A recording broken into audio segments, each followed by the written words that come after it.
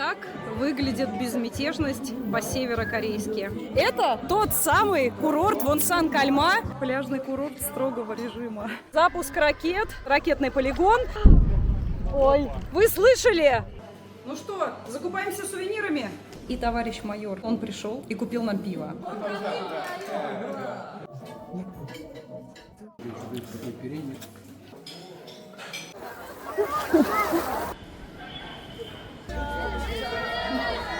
Мы идем среди корейских школьников. Пангапсамнида.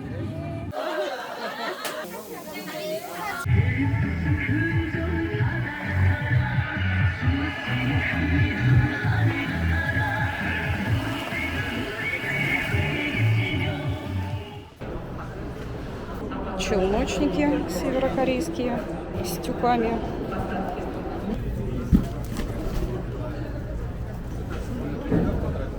И так происходит абсолютно на каждом рейсе в Пхеньян.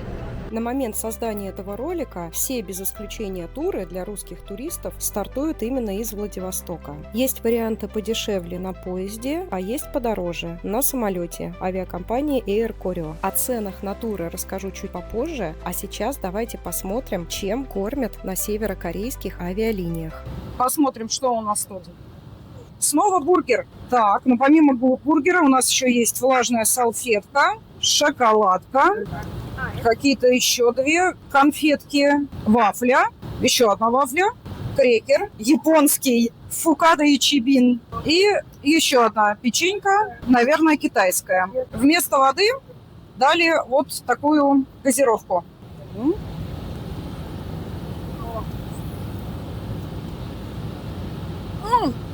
Ах, какая это химоза! Но пить очень хочется, у меня нет выбора. Первым съедим бургер.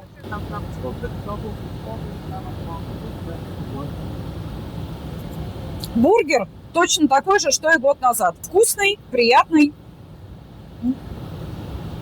Единственный минус — он холодный. Бургер был очень сытный, а вот на эти сладкие ништячки меня уже не хватит. Возьму их с собой. И пока мы летим с вами над Северной Кореей, давайте поговорим о ценах на туры. Самый дешевый тур на поезде на 4 дня вам обойдется примерно в 40 тысяч рублей. А за самый дорогой авиатур на 8 дней вам придется выложить около 170 тысяч рублей. Ко всем этим суммам не забываем добавлять стоимость билетов от вашего города до Владивостока. Мой тур на 8 дней 7 ночей обошелся мне примерно в 150 тысяч рублей. Это комбинированный тур Кальма плюс Пхеньян. Причем в Пхеньяне мы провели большую часть времени. Ну, здравствуй, Пхеньян. Я скучала. Здравствуйте. Аньонхашимника. Вы были? Не.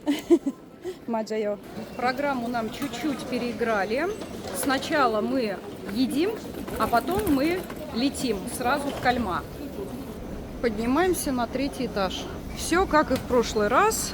Как только мы прибыли, нас ведут обедать. Европейский ресторан. Аньонхашимника. В этот раз мы в маленьком зале. И кормят тоже другой едой. Мясо, рыбка, салат и жирненький картофельный блинчик. Первую попробую утку. Это утка? Да, это утка. Вкусная, но жаль, что холодная. Рыбка. Вот она. Она с имбирем и соевым соусом. Салат с картошкой. Ну и попробуем традиционный северокорейский суп для простых людей. Это кукурузный крем-суп. Потом мы садим в самолет на мотель. Если у вас болит желудок, это самое то. Ну и куда ж без корейского пива Тэдонган. Зайдем в магазин. Что у нас тут есть? Рисоварка, лампа, смартфон, Мадусан, AMOLED, еще смартфоны. Это уже пошел премиум. По форме похож на самсунговский Galaxy S8. Ха! Чехольчики для айфонов. То есть смартфоны они продают Мадусан, а чехольчики для айфонов. Это не цена, это название модели 321, 551, а цены, они указаны здесь. Ну, по северокорейской традиции пришла старшая и сказала, что снимать нельзя, но я вам уже успела показать цены. Таблица такая, что стоят сначала названия моделей, и напротив них цена в долларах, не в вонах. Чекинимся на следующий рейс в Кальма. Если смотреть на карту, то вот мы находимся здесь и летим вот сюда, в Вонсан. Ну а курорт Кальма, он находится вот как раз рядом с крупным городом Вонсаном. Это самый халявный чекин в моей жизни. Паспорта у нас забрали, мы просто стоим, чилим, ждем, когда можно будет скинуть свои чемоданы. А так, все билеты, все паспорта, обо всем позаботился наш гид и товарищ майор. Куда ж без него в этой стране? Нам показывают концерт шамана в честь 80-летия освобождения Кореи от японского ига. Не все знают, кто такой шаман. Так что, ребята, готовьтесь, нас везде в Северной Корее будет преследовать русская музыка. Мы за этим ехали. Ну, а как же, конечно. Похоже, самолет будет полный. С нами едут корейские трудящиеся. Прогноз погоды.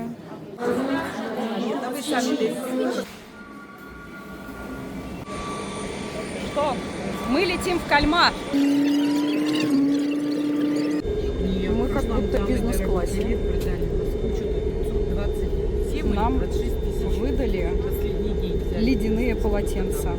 И в сиденьях уже была заготовлена для нас кола. Я попробовала, кстати, ничего.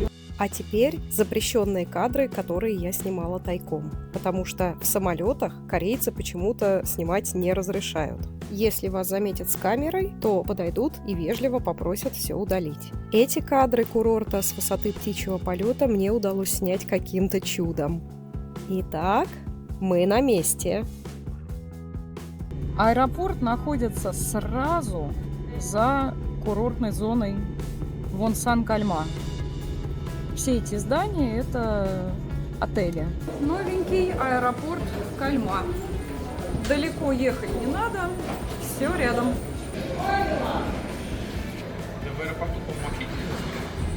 Это не замедленная съемка, просто вот такая неторопливая лента.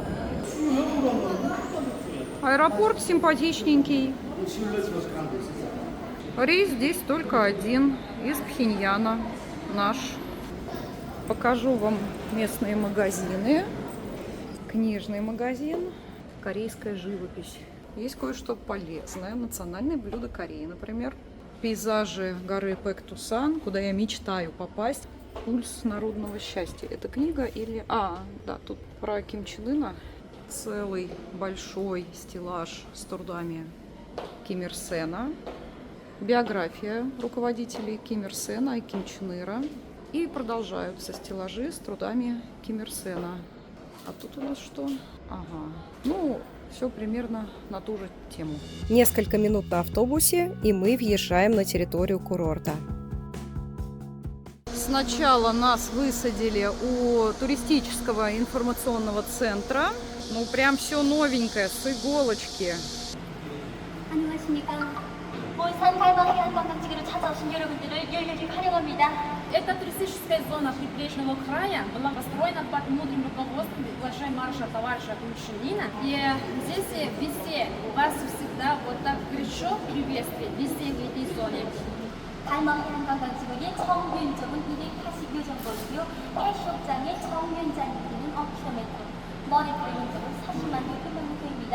칼마 해안 관광지구는 여러분들의 출입과 활동에 불리하게 국제 관광구역과 국내 관광구역으로 분되어 있으며 여러분들이 활동하게 되는 구역은 국제 관광구역입니다. Если вы хотите прогулять после ужина или из отеля вы хотите сами выходить без гидов, в этой международной зоне можно, но во внутренней зоне там нельзя, только в сопровождении гидов. Наша гостиница, трехзвездочный отель Рынрадо.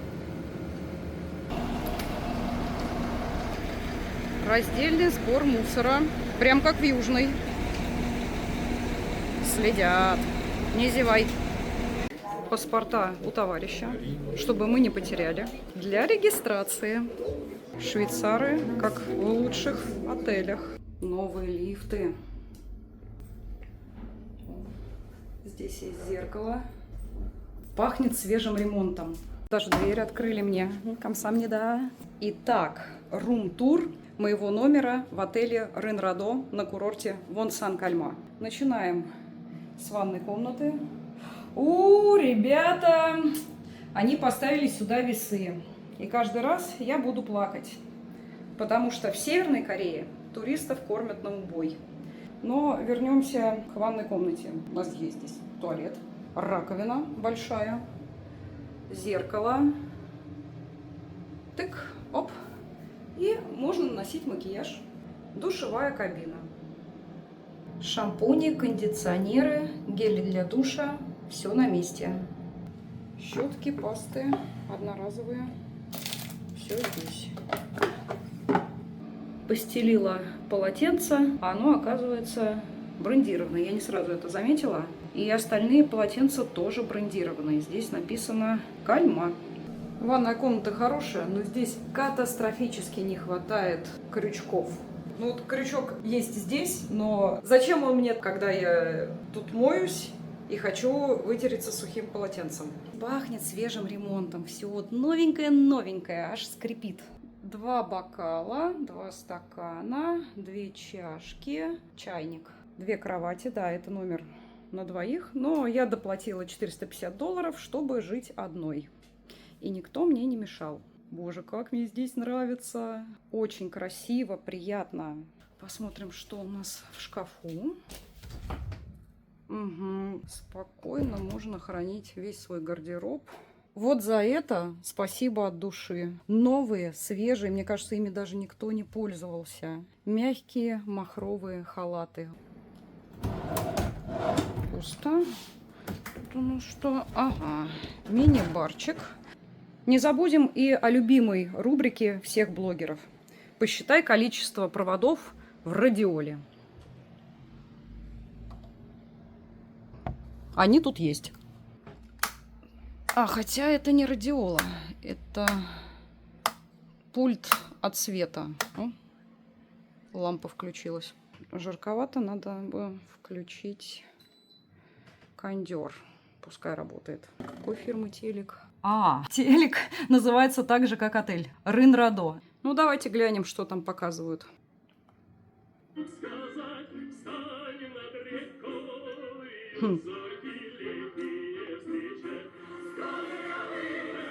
Показывают концерт для северокорейцев. Вот и шаман вышел на сцену в обтягивающих штанах.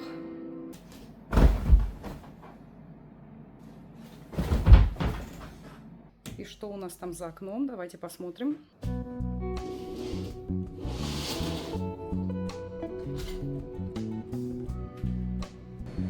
Закат. Вид на море.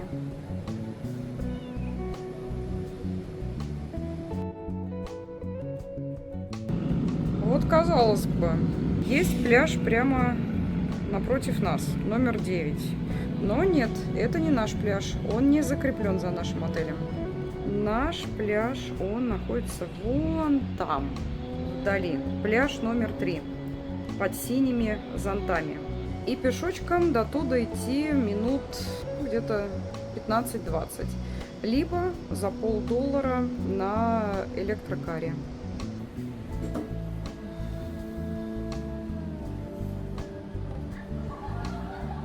Вот так это выглядит. Мы находимся на своеобразной косе.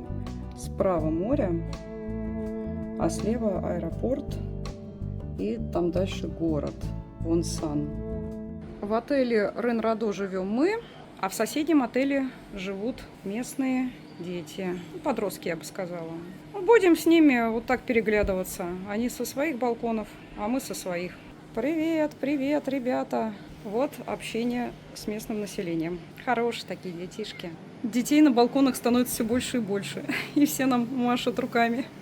В нашем отеле есть и бильярд, 2 стола, русский и американка.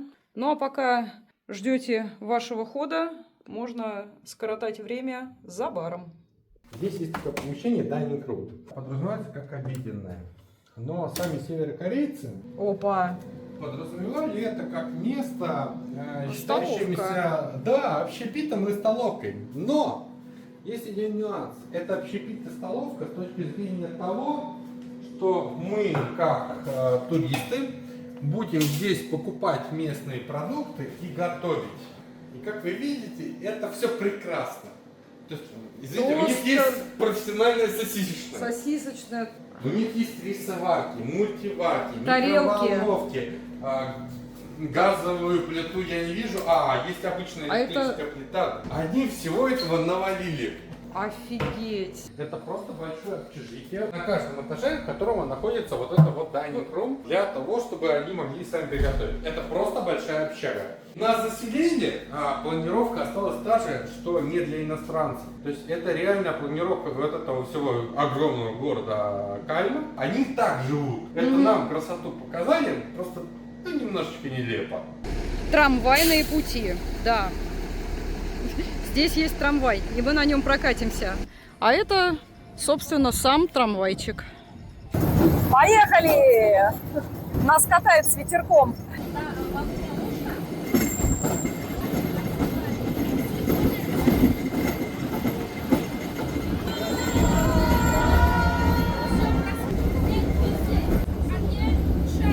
Это отель «Чайка». Нам сказали, что дальше за этот отель нам выходить уже нельзя. То есть получается, что во всей этой огромной зоне мы, иностранцы, можем только в определенных местах гулять. Вот сейчас мы передвигаемся по внутренней зоне, где отдыхают только корейцы. Нам, иностранцам, сюда ножками заходить нельзя. Похоже, мой план пройти пешком всю зону Вонсан-Кальма потерпел крах. Ребята тут не лыком шиты, и даже, казалось бы, в благополучной туристической зоне они все равно не дают чужакам свободно перемещаться.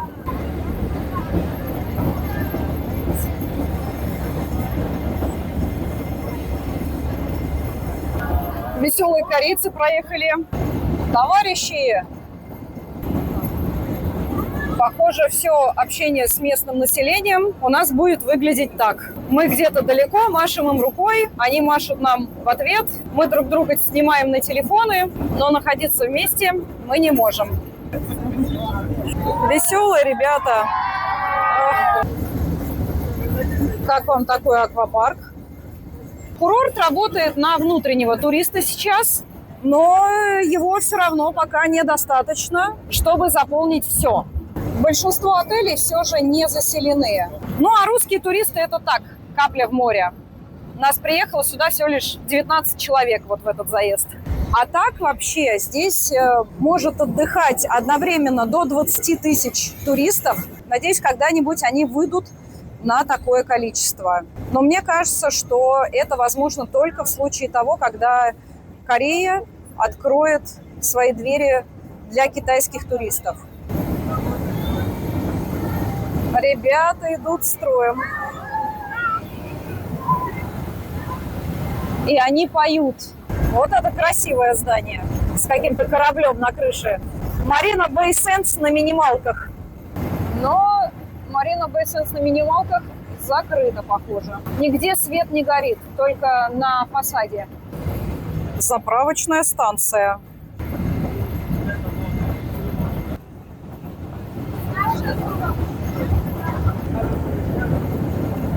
Это отель на воде.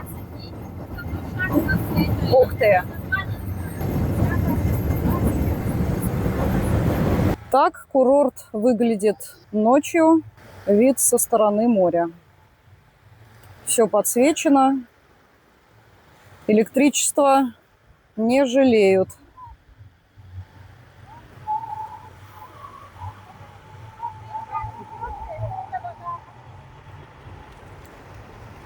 Чайный дом. Написано, что это чайный дом. А на самом деле это бар. Вот такой чай в Северной Корее, ребят.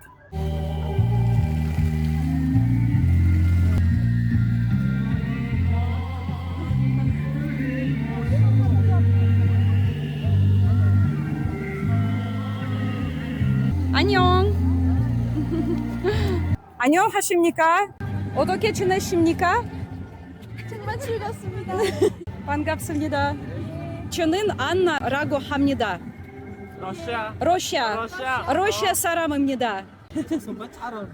조선말 좀 말아요. 감사합니다. 동지들이 이름이 무엇입니까?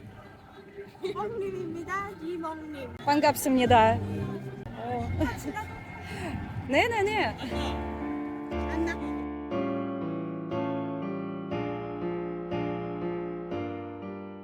Я чуть-чуть пообщалась с местными ребятами, и товарищ майор сразу сказал: идем, скорее идем смотреть фонтан. И также он что-то крикнул по-корейски ребятам, чтобы они ушли от меня. Не дают никак общаться с местным населением. Зачем? Почему? Мы же дружественные страны. Как я могу нанести вред, если просто пообщаюсь с людьми? Эх, столько вопросов и никаких ответов. Это печально. С одной стороны, страна вроде как открывается, но вот не совсем. Вы, ребята, приезжайте, но мы вам дадим гулять только вот в определенной зоне огороженной. А где все?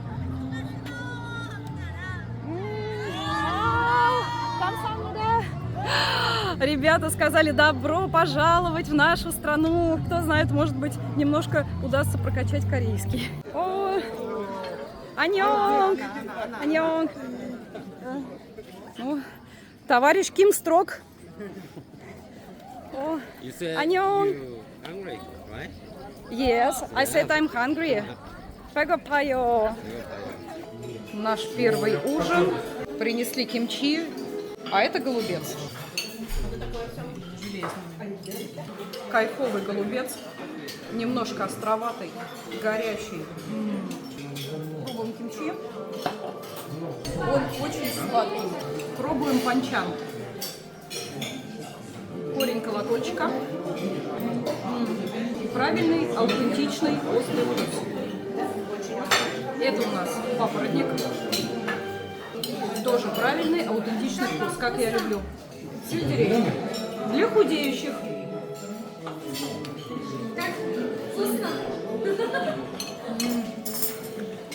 Очень вкусно.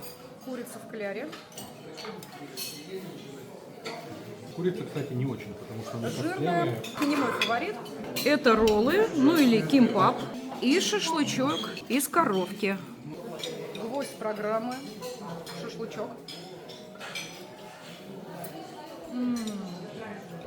Интересно, что они сделали среднюю прожарку, и маринад шашлыка, он прям острый, перченый. И это не красный перец, а черный перец. Он прям чувствуется. И вместе с мясом они еще нанизали на шампур лук и острый перец. Тоже вкусно. Шашлык – это мой фаворит. Почему-то плошку риса подали только в самом конце. Прекрасный ужин. Если нас так будут кормить каждый день, но надо как-то себя ограничивать. Иначе я в дверь пролазить не буду. С добрым утром. Не знаю, где там предыдущие туристы увидели ракетный полигон. Я его не вижу. Но вчера мы слышали грохот, который сильнее грома. Возможно, это было оно. Но когда я задала вопрос гиду, что это был за грохот, она сказала: не знаю, и никто не знает. Ну и, конечно, на вопрос про наличие ракетного полигона тоже ответа я не получила. Завтрак у нас в том же зале, что и был ужин. Но тут не раздача, а приносят супчик из кукурузы. Принесли яичницу, сосисон и маленький блинчик. А еще черный кофеек. В прошлую поездку кофе был ужасный. Посмотрим, какой он здесь. А вот здесь в Кальмар кофе вполне сносный. Картох пришла. Чипсаны. Здесь очень удобная система. Мне выдали браслет, который привязан к моему номеру. На этот браслет вы кладете депозит в твердой валюте. И дальше с помощью этого браслета, без наличных денег, вы спокойно оплачиваете любые товары, услуги, активности, все что угодно. Это супер удобно. Рекомендую подмосковным отелям научиться у корейцев, а не заставлять ваших постояльцев носить при себе налик. Здесь можно арендовать байки. И помимо стандартных байков есть еще вот такие крутые, на двоих.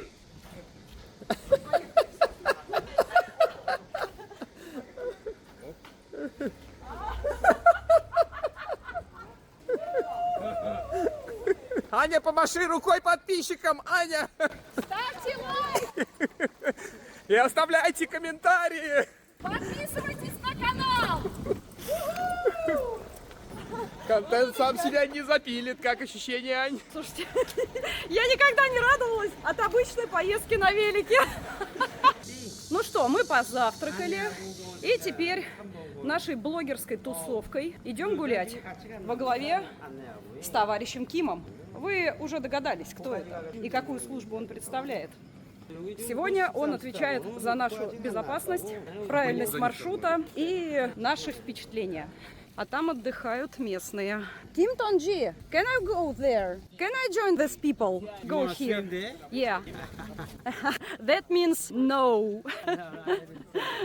You never say no, but I understand when it's no. Пляж и спасатель. Высоко сижу, далеко гляжу. Безопасность в Корее на первом месте. С туристами ничего не должно случиться. Вы всегда под присмотром. Ну, правда, наш товарищ Ким вот ушел вперед и нас не видит. Ребята, мы одни остались. Мы абсолютно одни. Где товарищ Ким? Практически не видно. Он где-то вдалеке. Вот, я заметил, он нас немножко подгоняет, потому что другие ребята, видимо, вот эти вот еще. Мы тут не одни. Да, кстати, они одеты по-солидному. Вот он, ему машет, типа, это чьи? Это твои. Анё, хашимника. Даже не улыбнулись. Вот это двое человек, которые, помимо товарища Кима, следят за нашей безопасностью. Удивительная страна. Я, как главная героиня аниме про попаданцев, когда ты попадаешь в какую-то параллельную вселенную или в волшебный мир. Волшебный мир существует. За пляжем ухаживают просто тщательно. Теперь понятно, почему песок на пляже такой идеальный, мелкодисперсный. Его просеивают через сито. Ничего себе, они вообще в пакетиках просеивают. Hello. Это просто уникальные кадры. Да. Я решила внести свой вклад в развитие этого замечательного пляжа. Давай, ровней. Я готова помочь. Аня, тщательнее, Аня. Но они лучше делают. Они за тобой потом будут переделывать. Нет, ты туда-обратно, туда-обратно. Туда-обратно? Да, как он делает. Ань, ты тут сейчас бункер выкопаешь.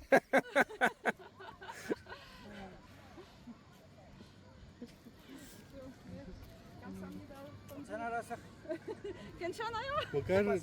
Говорит, нормально я сделала. Нормально, ну все, извиняйте. За нашим отелем закреплен пляж номер 3. Мы можем купаться только на нем.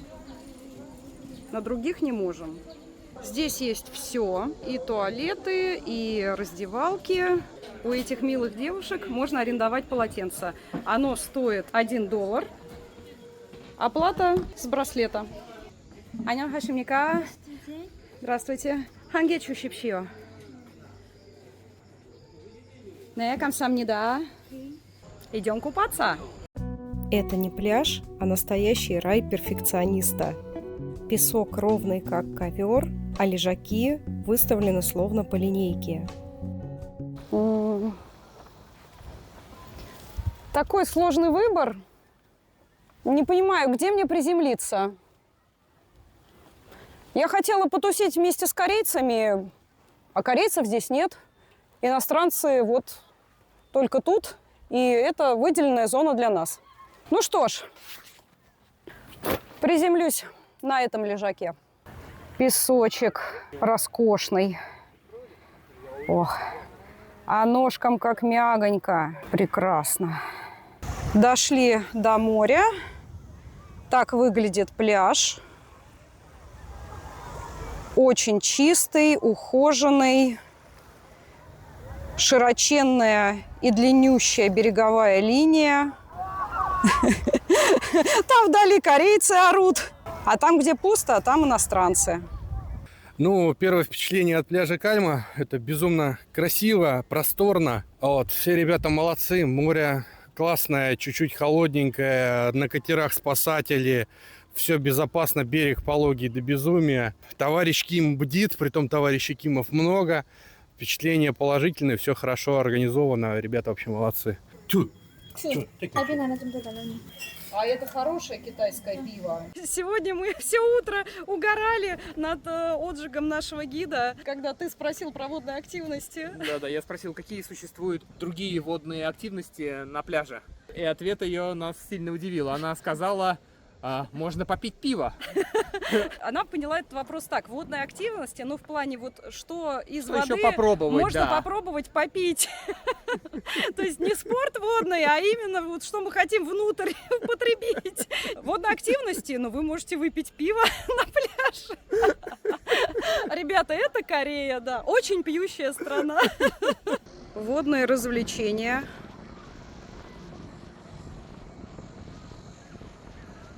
Наступил ответственный момент. Нужно попробовать море. О, оно бодрое, но не скажу, что холодное. Вода хорошая. Вот здесь достаточно жарко, душно. И когда вот окунаешься в эту водичку, ну прям так хорошо, так свежо. Ой, класс. Знаете, мне до сих пор не верится, что я нахожусь на люксовом пляжном курорте в Северной Корее. Вы можете себе это представить? Это тот самый курорт Вонсан-Кальма, который лично открывал Ким Чен Ын. И я думаю, периодически он сам здесь отдыхает вместе с партийной элитой. И тут мы, простые русские туристы, которые приехали сюда по путевке. На курорте Кальма могут отдыхать люди, обладатели 2 паспортов. Северокорейского и русского. Больше здесь никого нет. О! Ах, какой! Крабик!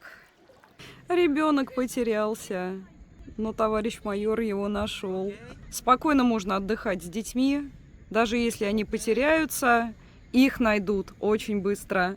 На суше за нами следят товарищи майоры, а в море товарищи рыбы. Вот я иду, а товарищ рыба плывет за мной, сопровождает. И второй товарищ тоже. Ну, прям все по традиции. 2 гида на суше, 2 рыба-гида в море. Даже рыбы здесь партийные и всегда на службе.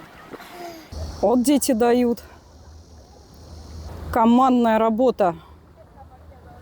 Там купаются корейцы, и нам надо к ним. Вот этот лодочник следит за нами. Я боюсь, как бы он там не свистнул, не сказал детям выходить из воды, когда мы приблизимся. Уйдем тогда.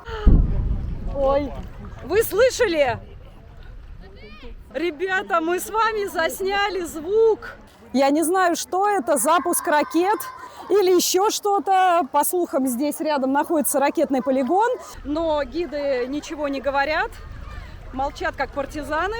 Так, а тут, похоже, случилось то, чего я боялась.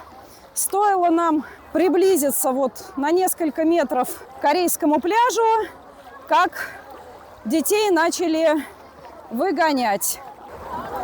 Вот этот мужчина выгоняет детей, чтобы мы с ними никак не сталкивались.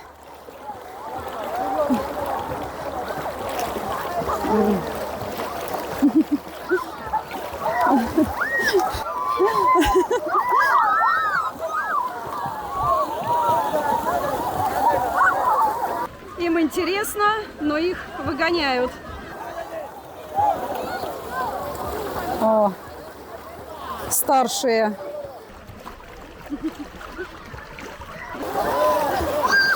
На банане ребят катаются.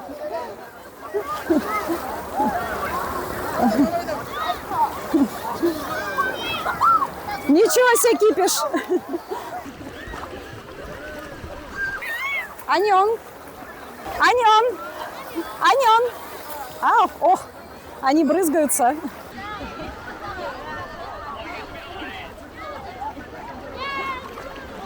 Я в гуще событий. Это параллельная вселенная. Вау.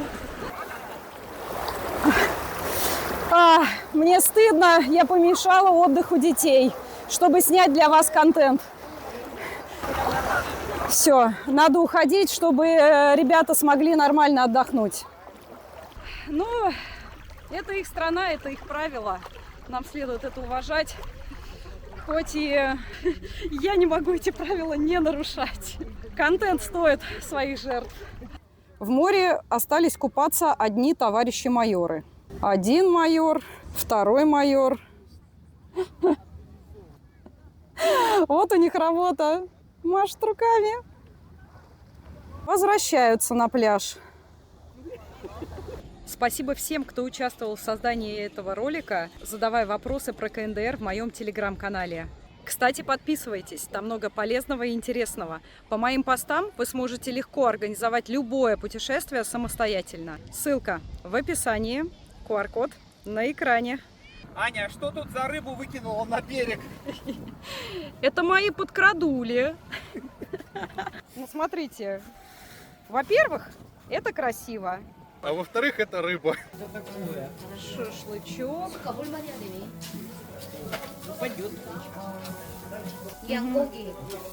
Баранина. Китайское пиво, корейское пиво по баксу. Импортное.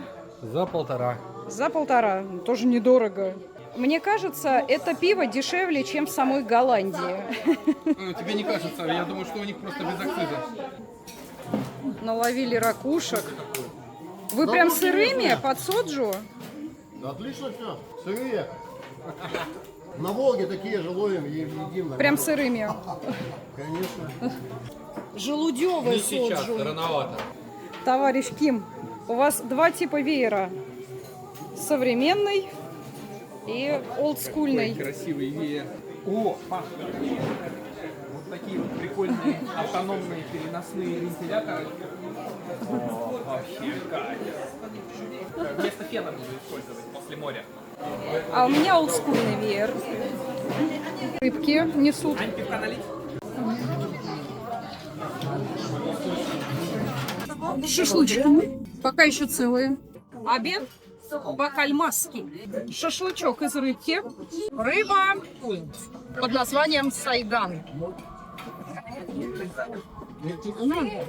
Немножко костлявая, но вкусная, подкопченая и солоноватая.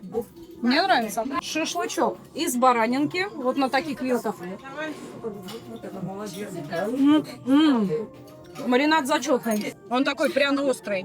И еще каждому принесли окактуге. Традиционная корейская закуска, панчан. Делается из дайкона. Дайкон — это такая длинная, толстая редька. И маринуется оно примерно как кимчи. Его так и называют. Кимчи из редьки или из дайкона. Это очень вкусно. И еще нам принесли третий вид шашлыка. А этого парня я очень люблю и уважаю. Это осьминог.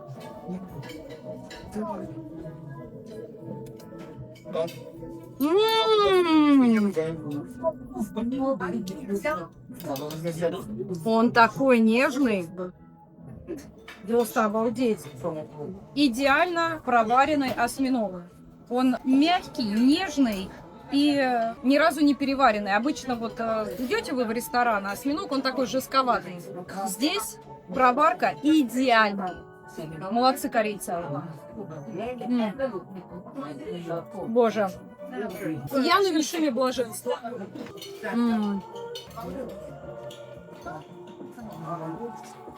Если вы думали, что шашлыками здесь все ограничится, вы очень жестко ошибались. Нам принесли бифштекс с яйцом, рисовые шарики и еще продолжают доносить рисовые шарики. Это рай.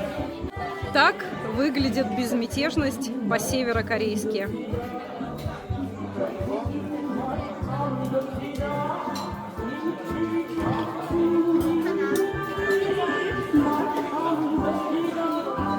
Туристы, виды, блогерский стол.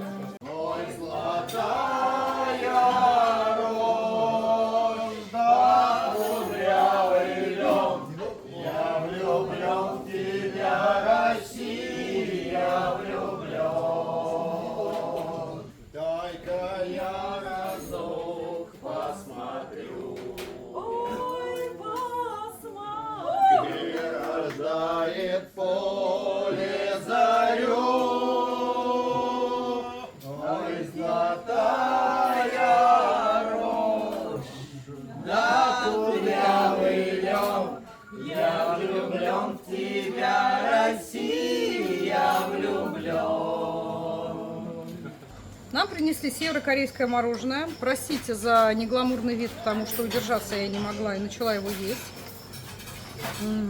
Оно не сливочное, оно вот именно молочное. Сильный вкус молока. Мне очень нравится. Как раз вот в такую жаркую погоду, на берегу моря, ешь, охлаждаешься, и тебе просто хорошо. Гедонизм. Тучки набежали, поменялся свет. Стало по-другому красиво и также безмятежно. Заглянем в аптеку. Менталитетная и по еде, и по... Кикги. For growing tall. В Южной Корее невысоким парням колят гормон роста, а в Северной Корее принимают какие-то специальные пилюли для этого. Это для сердца, это для суставов. Что у нас здесь? Сперма жирной лягушки. Корейская фармацевтическая база Чильбо. А для чего это? Когда мы рассматривали сперму жирной лягушки, к нам неожиданно пришел на помощь товарищ майор. И мы его спросили, зачем вообще? 이거 어디에 쓰는 겁니까? It's for men. For men. For men. Ну, ребят, мы находимся в Азии, и каждое странное лекарство из странных ингредиентов обязательно должно быть для мужского здоровья. О, здесь есть лекарства российского производства. Японские какие-то лекарства тоже. Западные лекарства здесь тоже присутствуют. О, вот такие штуки мы покупали в Японии. Это комплекс витаминов на разные возраста. Это для 30-летних, это для 40-летних. Японское, все японское. Ну, у японцев хорошая фарма и хорошие БАДы. А это уже знакомые мне ребята по прошлой поездке. Мы были в городе Кэсон и пробовали местную настойку из женьшеня. Это она в больших подарочных бутылях.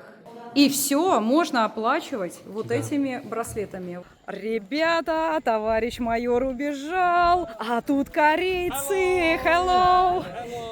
Мы снимаем их, они снимают нас, спотыкаются.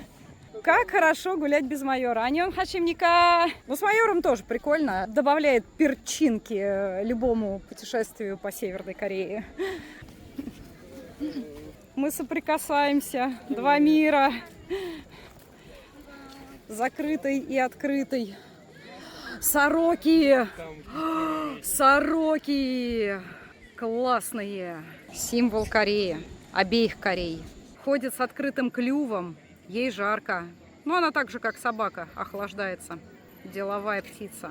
Вот Паша играет роль просто модели, но на самом деле я снимаю... Манекена. вот этого товарища, который вместе с нашим товарищем майором ходил вместе. Когда мы думали, что мы здесь одни, это была иллюзия. Мы здесь не одни. Этот парень следит за нами. Ну, а мы вместе с Пашей и с Сашей изображаем безмятежность. А вот интересно, если мы сейчас повернем в другую сторону, он направится за нами? Давай попробуем Давай. ради интереса. На затылке, похоже, у него нет глаз. Нету глаз, да? Да, Ну, он стоит идет, он немножко продолжает идти. Стоит О, немножко увидел. подождать, и появятся Глаза? глаза на затылке, да? Остановился, Да-да-да. да? Он остановился, он следит. Идем, Да-да-да, идем. Так, делает вид, я типа тут ничего, я тут просто стою. Пошел, развернулся, пошел за нами. Мы куда-то зашли, возможно, нам сюда нельзя. Давайте куда-нибудь просто зайдем. Южнокорейское пиво в Северной Корее. Хайт. Девушка сказала, что на самом деле пива Хайт здесь нет. Это просто они взяли машину, и она сейчас пустая. Бокалы Асахи. Асахи – это японское пиво. О, чосонмаль чем марайо. Пхёньян рэнмёнэмника? Ага. Кимчи, кактуги, панчан. Ага, Пхёньян Мэкчу, Тэдунган. Иль. Это достаточно редкая штука для туристов. Нас обычно вторым номером поют, но это первый. У нас сейчас будет лютый эксклюзив. Мы зашли в бар, видимо, во внутренней зоне, куда нам нельзя. И хотели купить пиво, но нам пиво не смогли продать. Наши браслеты здесь не работают, говорят, за валюту вообще никак, только местными вонами. И товарищ майор второй, я не знаю, как его зовут, друг Кима, он пришел и купил нам пиво. Вот это сервис, вот это гостеприимство.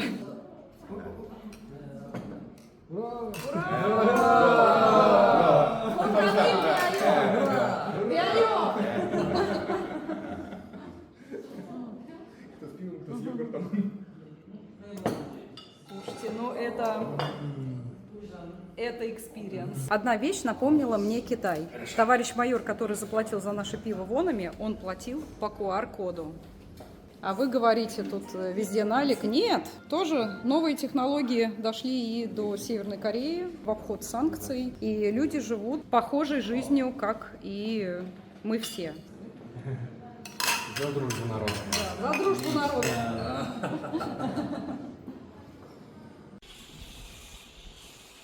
Тихо. Идут, нас снимают. Пацаны вообще, ребята, они прям четкие, как будто из Пусана. Только они из Северной Кореи. Аньон хашимника. Аренда великов. Есть вот даже вот такие, но это детские. Хотя они какие-то все детские. Ну, смотри, один... Удалось арендовать велики. Один велик стоит $1 за 15 минут. Вполне себе по-божески для курортного города.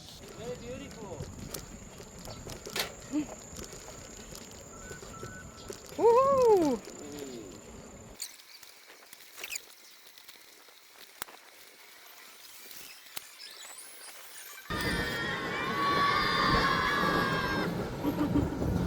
Вот это прям мое лицо, когда я отдыхаю в Северной Корее. Вот это я. Прям literally me. Трамвай здесь не один. Из этого веселого транспорта нам тоже машут. Даже из этого автобуса. Снимают нас, а мы их. Проехала целая колонна с детьми, и замыкающая машина в этом кортеже – это военные с черными номерами и большими матюгальниками на крыше. Hello. Hello. Аньон хашимника. Камера. Гуляли. Не знаю, по какой территории, международной или внутренней. И забрели отель достроенный, но внутри пока еще не отделан. А еще за нами следит вот другой товарищ майор, очень милый, хвостатый, крылатый. Идем мы с Пашей такие, гуляем, и вдруг хоба, картоху сушат. Картоху мы любим. О. Ну, с виду как советский магазин. Шоколадки местного производства. Соджу есть. Рамены. По-нашему дошики. Певчинский. Тэдунган. О, а это Тэдунган номер 1. Не двоечка.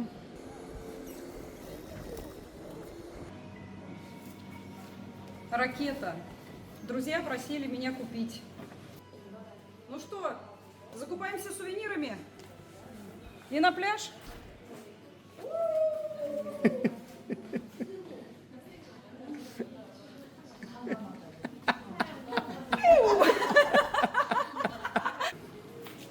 Присматриваю себе сувенир.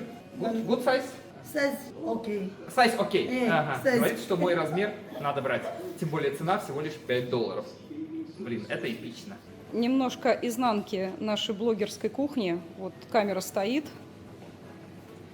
Паша накреативил целую композицию из 2 ракет. В примерочную он переодевается. И вот такой красавчик.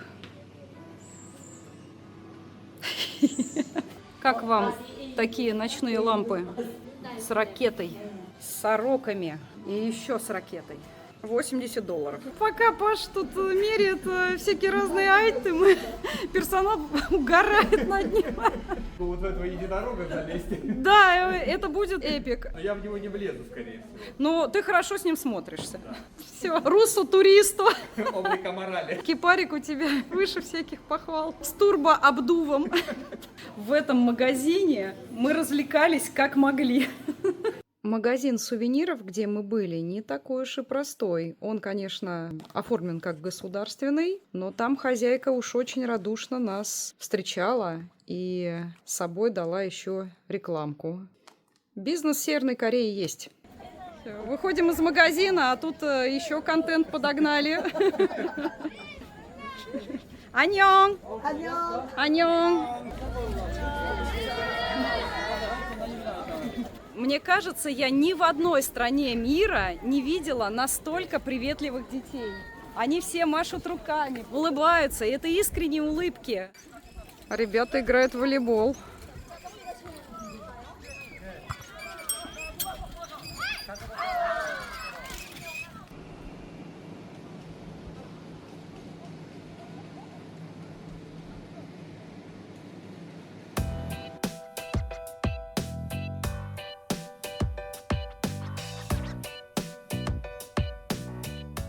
Пора разнообразить наш досуг. Мы приехали в игровой центр. Здесь прохладно. Чтобы поиграть, нужно купить жетоны. Жетоны выглядят вот так и стоят 1 штука $1.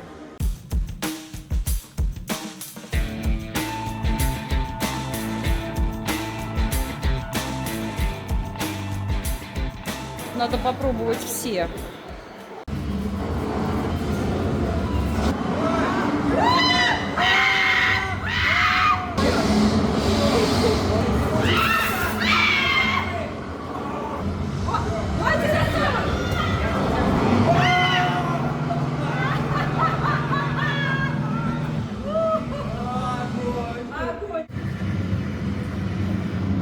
Саша играет в Железного человека.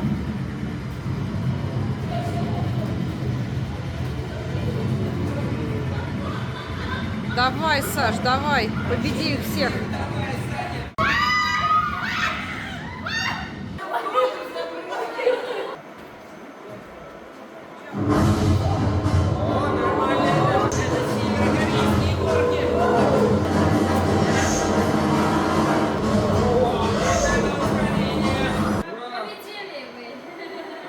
Поднялись на 2-й этаж. А, они на лыжах катаются. Мама, нет! Так, подожди, куда? О, упала.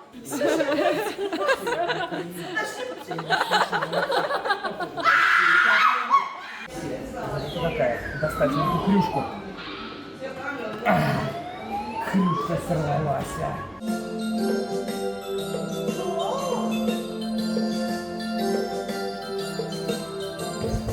Здесь есть зал с компьютерными играми. Ребята вот пытаются сыграть. И игры здесь олдскульные. Age of Empires 2, Zuma, Казаки, Windows.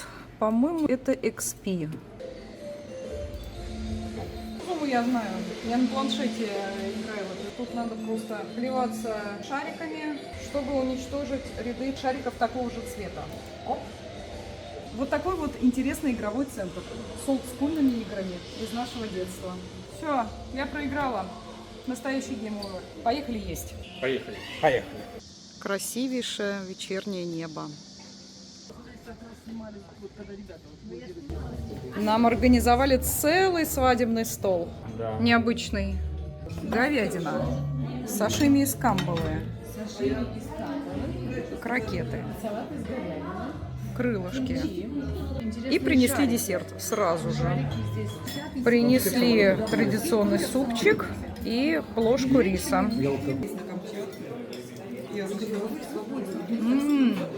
Очень приятный бульон. Добавлен острый перец. Вот по вкусу похоже на белый перец. Хороший суп. Мне нравится. Отличная вещь, чтобы закончить трапезу. Песня про Ким Чен Ына.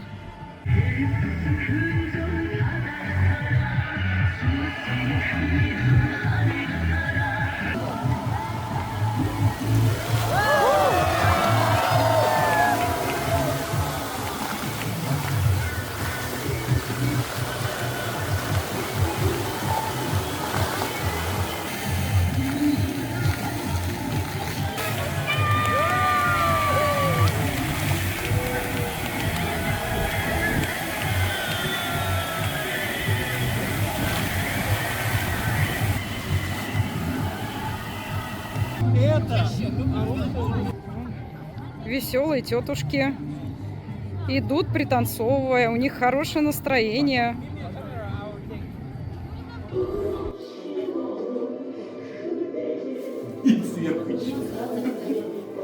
Блогеры.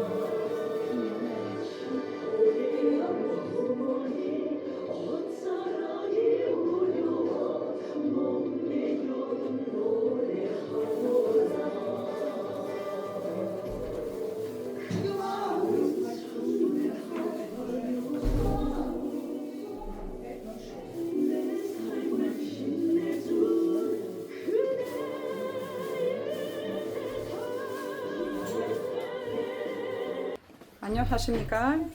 Пришли в парикмахерскую стричь Пашу. Мне стричься не надо. Паша будет моделью. Ну, на самом деле все очень серьезно.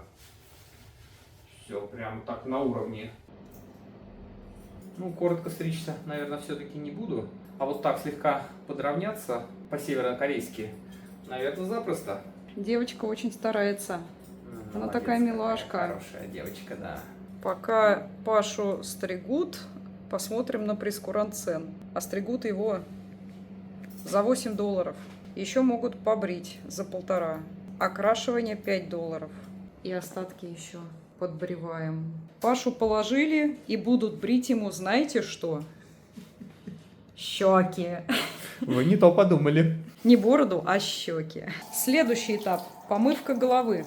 Лежа. Паша на вершине блаженства. Я считаю, что в Москве нужно северокорейское спа. Мастер завершила работу. Паша красавчик. Я не узнаю, кто это. Класс. Я сейчас покажу вам, как чисто все сделали. Идеально. Это вот ножницами она прошлась по твоему затылку. Он идеален. Спереди побольше оставили, ну, чтобы у тебя прическа не менялась. Очень круто. Блин. Тут 1 миллион просмотров минимум должен быть. Гарантирован. Кстати, подписывайтесь на Пашу. Ссылка на его канал будет в описании и на экране. Сколько стоила твоя стрижка? Шок-контент. Всего $8. Целый час процедур. А на выходе получилась красота. Ну все, я пойду на свою процедуру. Удачного тебе массажа, уже тогда до завтра. До завтра. Коллегу красивым сделали. Теперь настала моя очередь. Я пришла на массаж лица. Но показывать вам его не буду. Завтра увидите результат. Всем спокойной ночи.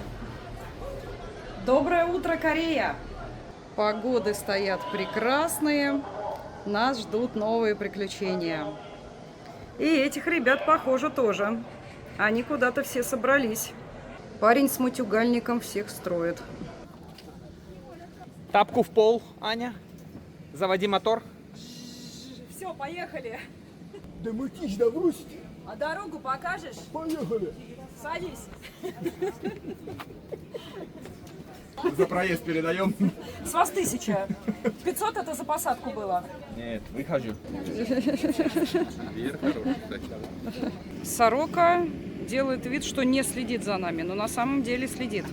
Как думаете, в каком она звании? Ну, не меньше майора. А может, генерал. Видишь, какая красивая. Остальные сороки какие-то такие были. Да, у нее там медаль на груди еще была. За нами пацаны следят. Нет, слушай, стронгер, сильнее. Сейчас мы сядем на катер и увидим прекрасный курорт Кальма с моря. Группа съемки на корме. А это поддержка группы съемки. Сгоревшая. Солнышко в Корее такое. Мажьтесь SPF М50. Рыбаки на лодке. У них сеть.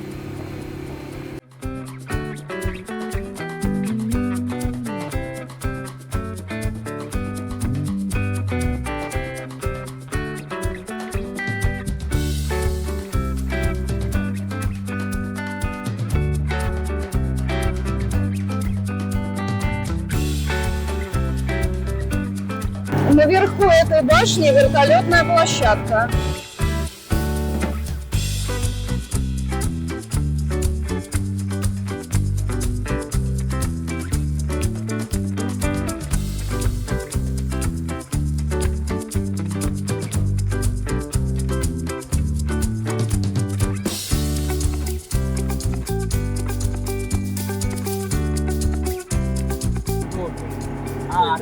Один из соседних островов. Вы только посмотрите на этот город-курорт у меня за спиной. Это реально город. Я не представляю, чего им это стоило, будучи под самыми жесткими санкциями, застроить такую длиннющую береговую линию с шикарными отелями, ресторанами, аквапарком, кинотеатром и кучей разных заведений, которые, ну, точно не дадут вам скучать. За нами едет лодка с товарищами майорами. Шучу. Это наши туристы.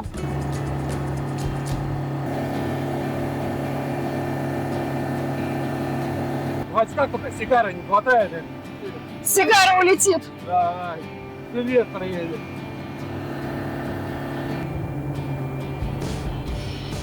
Они идут на абордаж! Испугали! Капитан, тут роль! Несмотря на санкции, моторы у ребят Ямаха. Но тяжело это все достается.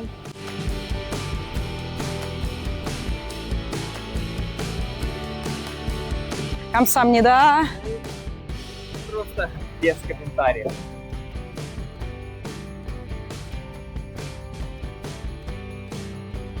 И мы счастливы! Стоят такие красавцы, орлы, соколы. Специально для моих зрительниц я вам сняла красавчиков, корейцев. Они все такие спортивные. Ну, я имею в виду лодочники. Их как будто отбирают специально. Один красивее другого.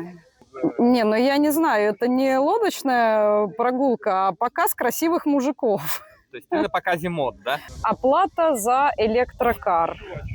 Тоже с браслетов. Прикладываем. Чек. Это была прекрасная поездка. Солнце пока еще не очень жесткое. Самое время сходить на пляж. Девочки, это для вас. Корейский пляж. В прошлый раз мы зашли со стороны воды, а сейчас мы заходим со стороны суши. Так, меня заметили взрослые. Это как детский лагерь, только дети отдыхают на курорте. Настоящий детский лагерь, он называется Сондовон.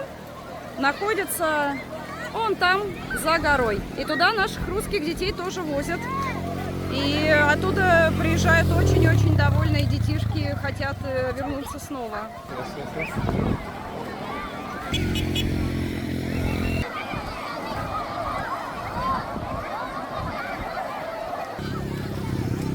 О, сейчас он покатает их. Блин, классные у них стрижки. Каре, да.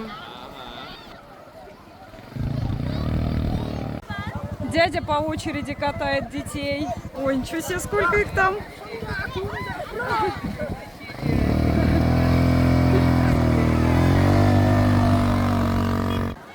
Но сегодня детей не выгоняют при нашем приближении, как вчера. Видимо, мы стали своими в доску и больше не вызываем подозрения, как странные чужаки. Дядьки тут ходят, смотрят.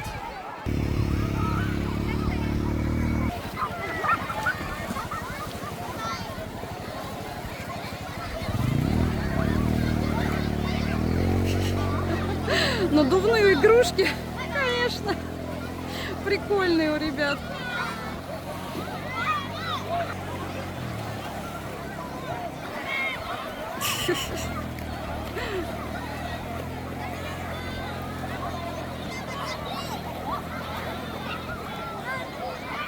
Ну все, материал мы отсняли, больше наглеть не будем, а то начали с двух сторон подходить дяденьки в костюмчиках. Не будем их нервировать, пусть спокойно работают, а дети отдыхают. Наступило время обеда, пляж опустел. А нам говорят сюда. Картошка, А что вот это? курица, салатик, пицца. Пицца посыпана каким-то белым порошком. Еще курица и картоха. У нас очередной щедрый северокорейский стол. Я уже говорила, что нас здесь кормят просто на убой, и мы все уедем отсюда, ну, минимум, набрав 2 лишних килограмма. Я уже начала с пиццы, и ее на самом деле не распробовала. Я не поняла, что это за белый порошок. Он какой-то сладковатый. Это вкусно. Такая северокорейская вариация пиццы, но не на стандартном мягком тесте, а на каком-то вот таком тесте для чизкейка. Я бы так это назвала. Ну и какая корейская трапеза без кимчи? На этот раз у нас кимчи необычный, зеленый, скорее всего, не острый, из каких-то местных травок. Давайте попробуем. Я это в Южной Корее, например, не встречала. Это какая-то экзотика для меня. Знаете, а вкус вполне себе такой русский. Напоминает наше соленье. Очень вкусно. Так, что бы мне еще здесь попробовать? Ну, наверное, картоху. Вот такая у нас картоха. Извините, я повела себя как не очень воспитанный человек и проткнула палочкой еду, но зато не упадет.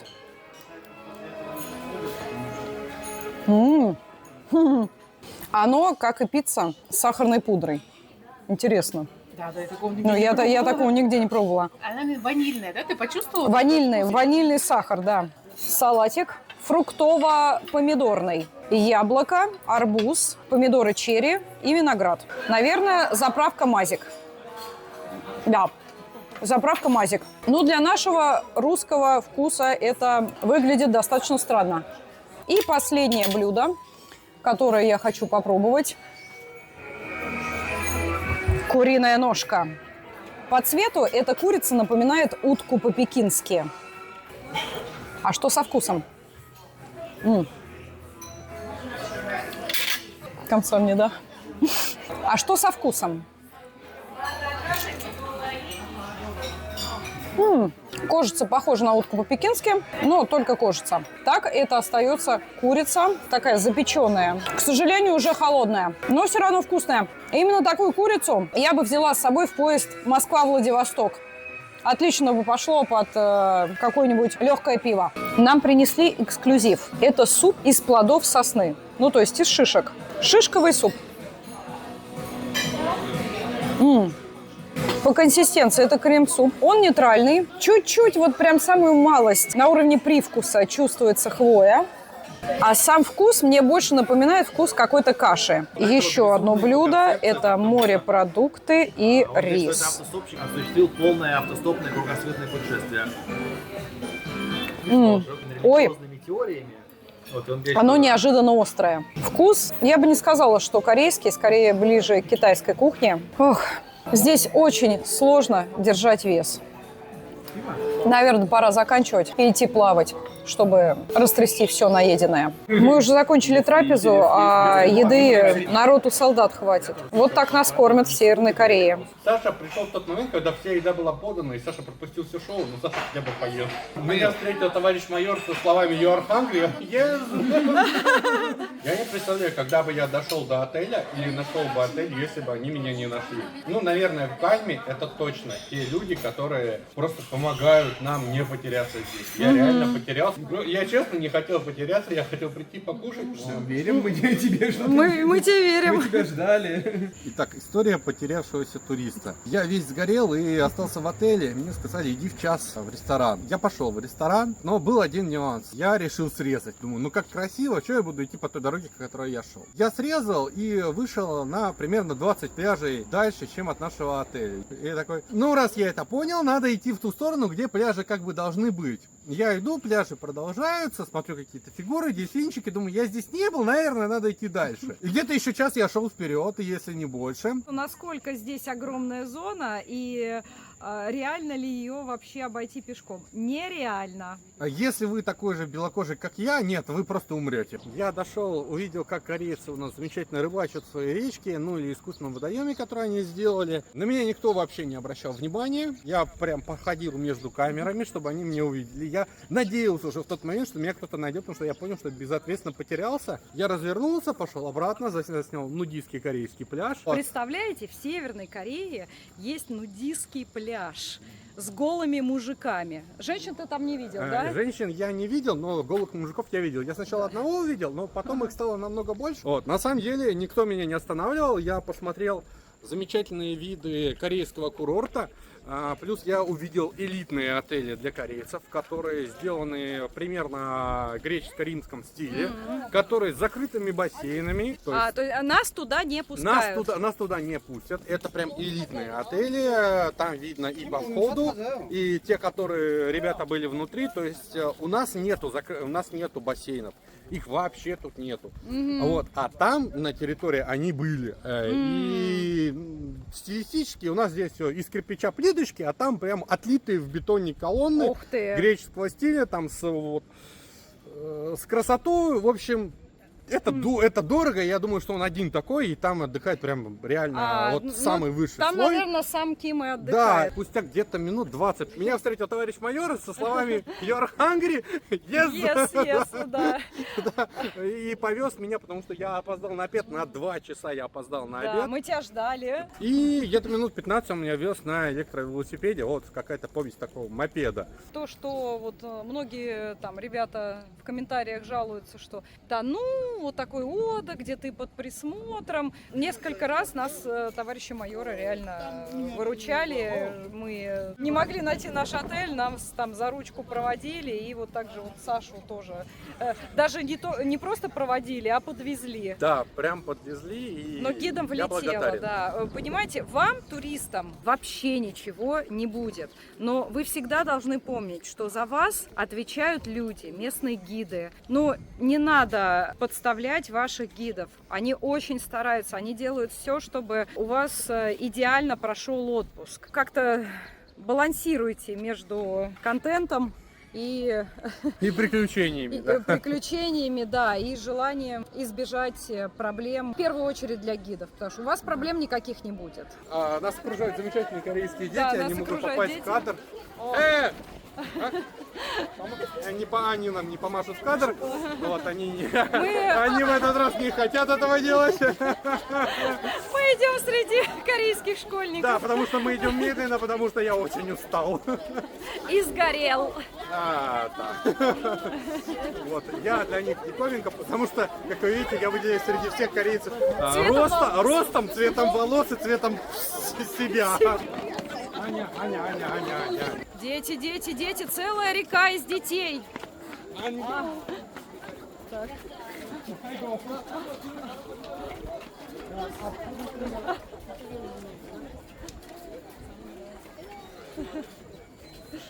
Это страна, где контент сам на вас прыгает со всех сторон.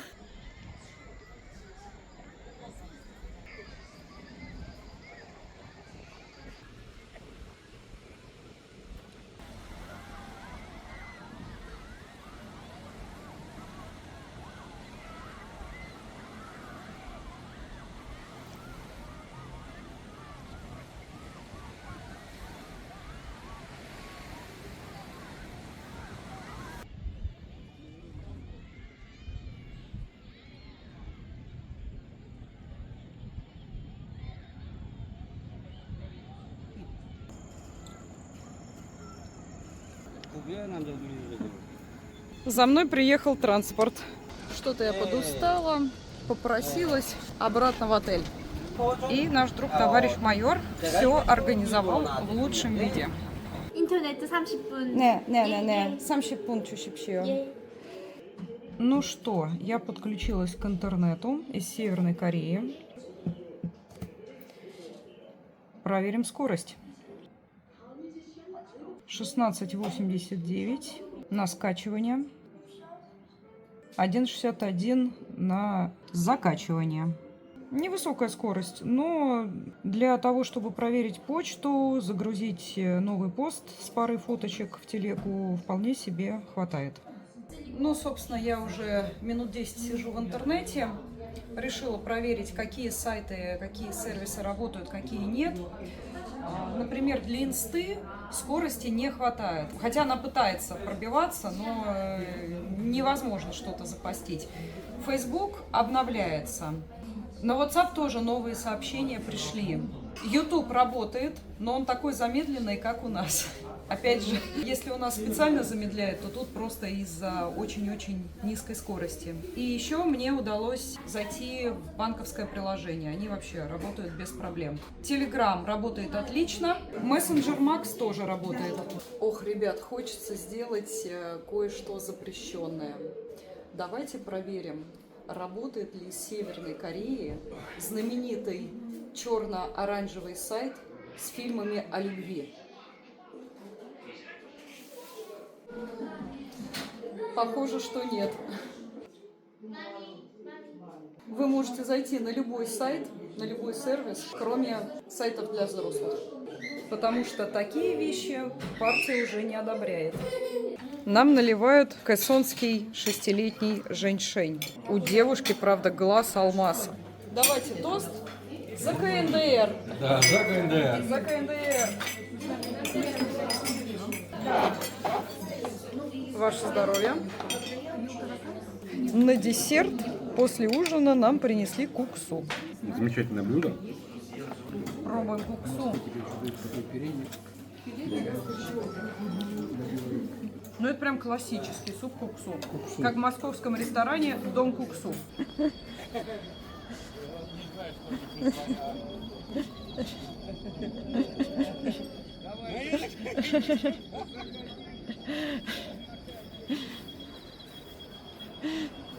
Ой, какие они классные все. Ресторан корейского барбекю. О, 마시게 드십시오.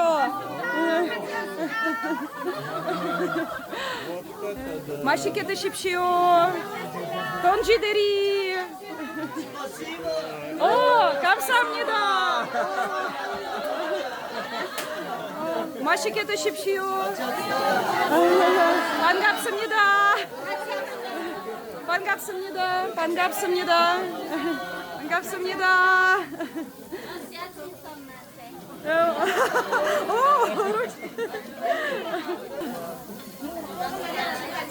Контент-контентыч.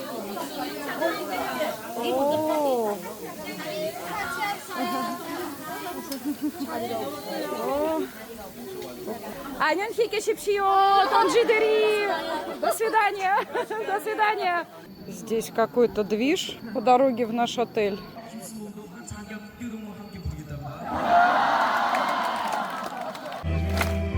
Патриотическая песня.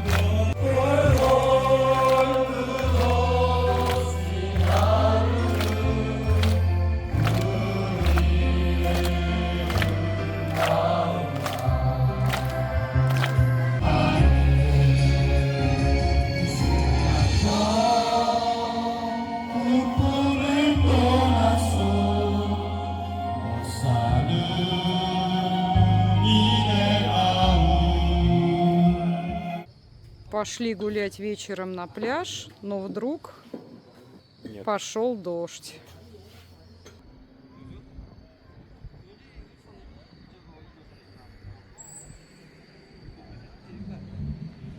И здесь тоже дети поют. Поют круто, как профессионалы.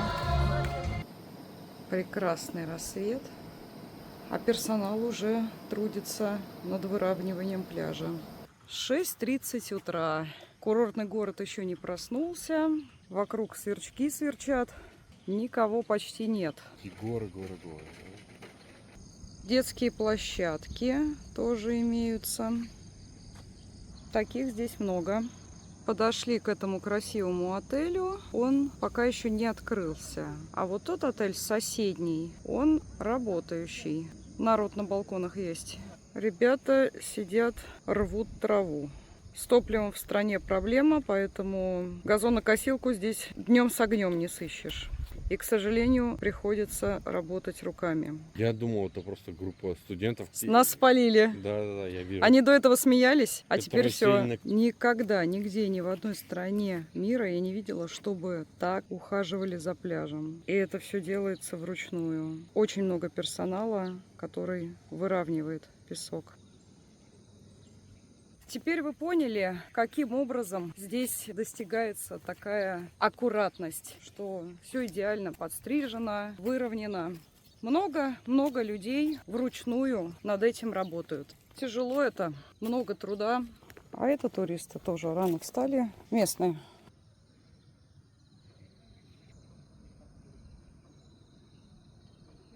Мы прогулялись до конца международной зоны. Она находится возле этого отеля «Чайка». По-корейски отель «Чайка» называется «Кальмэги». Ну, понятно, почему отель назвали «Чайка». Здесь чайки тусуются. И только мы сюда дошли, из ниоткуда появился товарищ Ким. Вот теперь мы гуляем втроем под присмотром, чтобы в очередной раз Саша не заблудился и не ушел вот далеко-далеко в ту зону, где отдыхают очень богатые корейцы, супер богатые. Товарищ Ким, я побежала.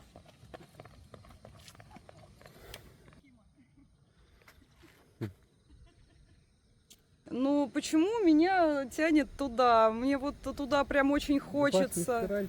Ну, она же за границей, поэтому и тянет. Нам туда нельзя, поэтому интересно. Сань, а ты заметил, что чайки тусуются только напротив отеля «Чайка»? Да, они вот специально обучены. У меня такое ощущение, что у них есть свой товарищ майор, который им сказал, что вы либо здесь тусуетесь, либо на кухне, но очень недолго. Прям обученные, если посмотреть по всей береговой глади, нигде больше нет чайка, и вот только здесь, ровно напротив отеля. Вот им здесь разрешили. Долго тусоваться на границе международной и внутренней зоны нам не дали. Какой-то дядя подошел к нашему товарищу Киму и так с недовольным лицом что-то ему сказал. После этого товарищ Ким сказал, что нам пора идти. Реально, пляжный курорт строгого режима.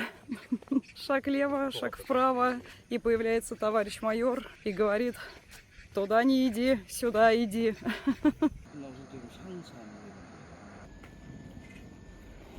Последний день. У нас тут драматичное небо. Пару раз даже бахнуло. Но я так не поняла, что это было. Либо гром вдалеке, либо тот самый ракетный полигон, о котором писали многие журналисты. И о котором упорно не хотят рассказывать гиды.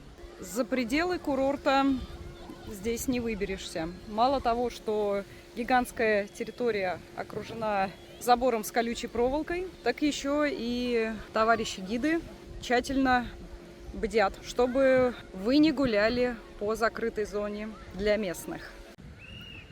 Товарищи пришли проверить, все ли в порядке у купающихся, потому что погода портится, ветрище поднялось,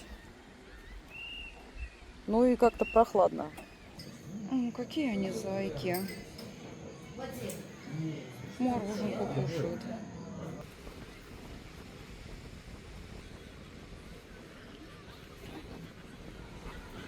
Товарищи майоры недоумевают, чем я тут занимаюсь.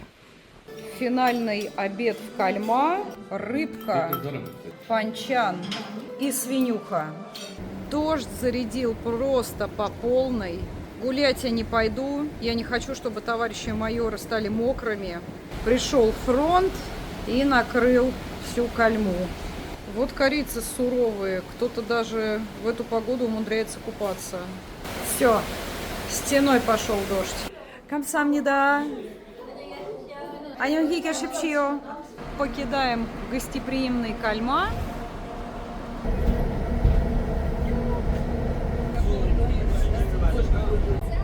Вот смотрите, забор за колючей проволокой. Даже если вам захочется как-то там выбраться, ну, придется через него перелезать. Вот она, колючка. Жаль, туристов не возят в Вонсан. Хотелось бы там побывать. Мне кажется, интересный город. Смотрите, какие дома там симпатичные. Прям на сопке стоят. Летим вместе с товарищами в Пхеньян.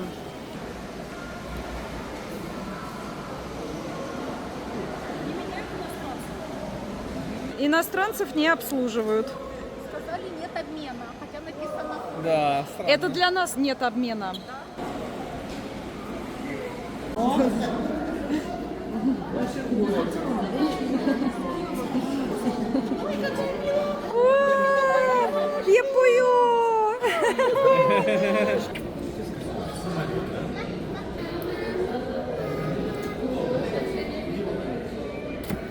А ребятушки идут строем. Я их вижу. Классный ракурс такой красивый. Кальма на заднем плане. Такая движуха. Они фоткаются. Буду рада вашим лайкам и комментариям.